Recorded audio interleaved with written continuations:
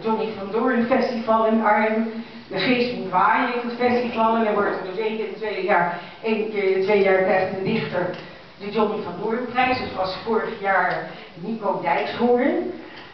Maar de eerste was Simon Vinkenhoff, de tweede was Jubilee afgegaan, maar er zijn er al 13 geweest nu. En toen was er een optocht door de stad in Arnhem en boven Café Meijers, dat was eigenlijk een stamcafé van Johnny en mij vroeger. Van mij ook.